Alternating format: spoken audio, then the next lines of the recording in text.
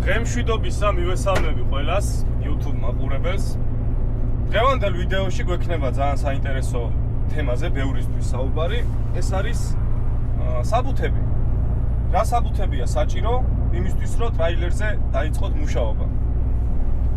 ესე იგი, მივყვები თავიდან ნაბიჯ და ვიდეოს ბოლოში მოგცემთ რამოდენიმე რჩევას, რომელიც შეიძლება რომ გამოგადგეთ და დაგეხმაროთ. ესე იგი, დავიწყოთ სულ თავიდან. პირველ რიგში გჭირდებათ B კატეგორია, რა თქმა უნდა. B კატეგორიის შემდეგ უნდა აიღოთ C plus E კატეგორია. ნუ C კატეგორიისთვის უნდა იყოთ 21 წელს ზემოთ, ალბათ ისიცით. და E კატეგორიის E კატეგორიას C კატეგორიის შემდეგ აიღებთ.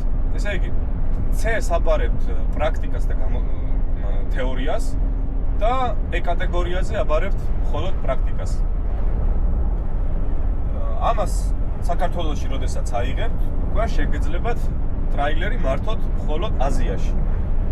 ევროპისთვის დაგჭირდებათ რამოდენიმე დამატებითი დოკუმენტი. ეს არის ორი ძირითადი, პირველი არის ტახო და მეორე არის კოდი 95.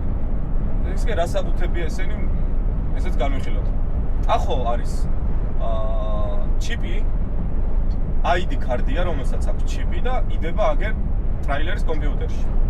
ეს ტახო ბარათი კითხულობს ძღოლის განრიგს, ანუ ევროპაში არის შრომის კოდექსი, რომელიც გულისხმობს ძღოლის განრიგის კონტროლს, ანუ ძღოლმა რომ ბევრი არ იმუშაოს, არ დაიღალოს, არ დაისტრესოს, უძილ არ მართოს მანქანა და სხვის სიცოცხლეს საფრთხე არ შეუქმნას.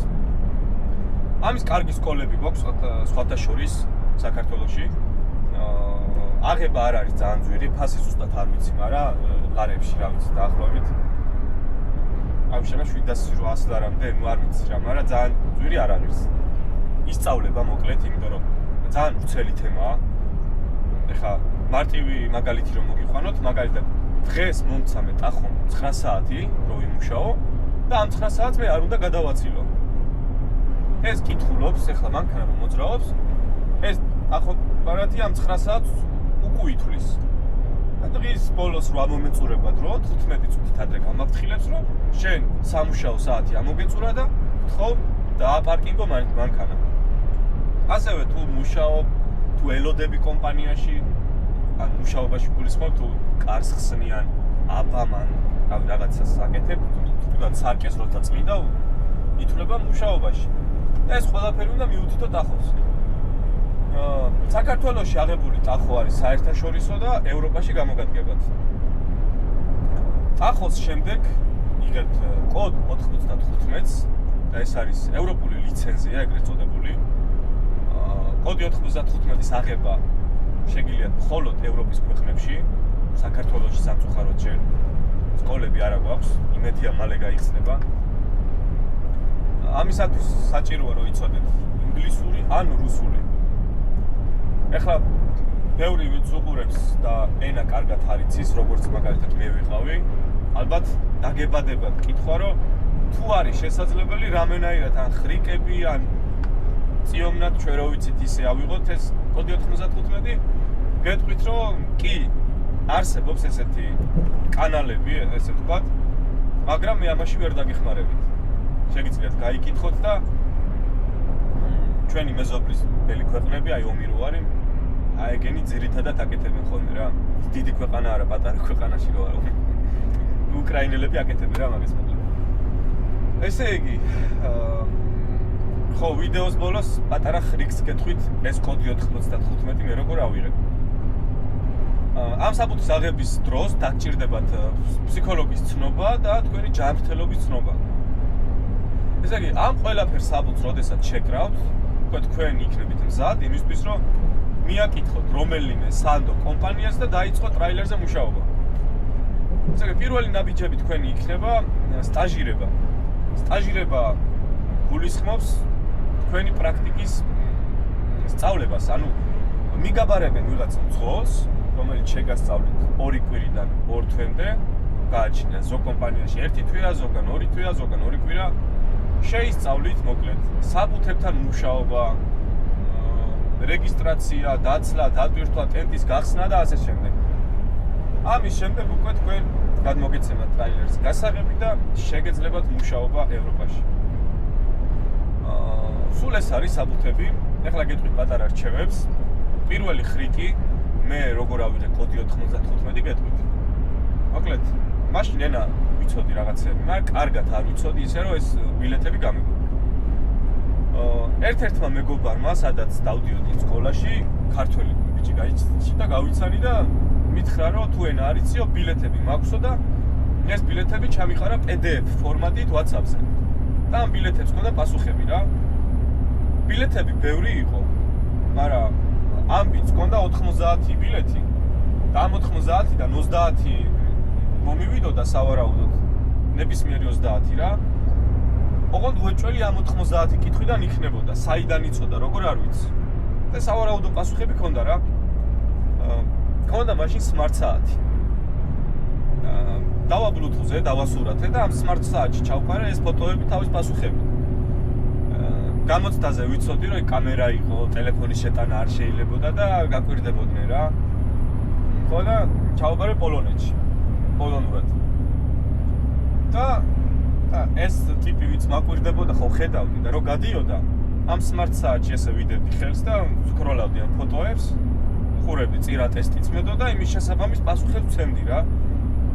კამერა იყო, მაგრამ ისე მოვაფარე რომ არ ჩანდა და რა ვიცი თუ დაგეხმარებათ ესეთ რაღაცას თქვენს გააკეთებთ დაამთხილად უნდა იყოთ რა თქმა უნდა, რა ვიცი მე დამეხმარა და ჩავაბარე გამოცდა მოგა.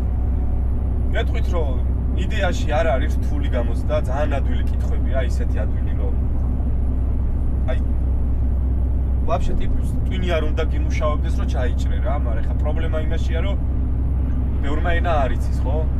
ეხა ენა რო არ იცის შეიძლება მარტივი იყოს კითხვა, მაგრამ ვერ გაიგო რა. როგორც მე ვიყავ. არა მაგისი ნუ შეგეშინდებათ, თავარია მონდომება და ყველაფერი გამოგივათ. ასევე მეორე რჩევა იქნება ის, რომ როდესაც ამ საბუთებს აიღებ და სტაჟირებაზე დააპირებ წასვლას, პირველ რიგში აარჩიოთ კარგი კომპანია, შეგიძლიათ მე დამიწეროთ კომენტარებში და რამოდენიმე კომპანიას გაუწევ რეკომენდაციას. ასევე ერთი ქართველი კარგი ბიჭია, რომელიც დაგეხმარებათ აბსოლუტურად ყველაფერში. ანუ ის თუ ძღოლს მიუყვანს იმ კომპანიას, ანუ თქვენ რაღაც მიზერულ თანხას უხდის კომპანია და იმ ტიპსაც უღირს თვითონ. თქვენ დაგეხმაროთ და საბუთები რა დაგჭირდებათ, რჩევებს მოგცემთ, რა ვიცი, WhatsApp-ი აქვს და რაც კიდე შეეკითხეთ. ხო, რჩევა სტაჟირების დროს აირჩიეთ კარგი მასწავლებელი. რამდენადაც ეს შესაძლებელი იქნება.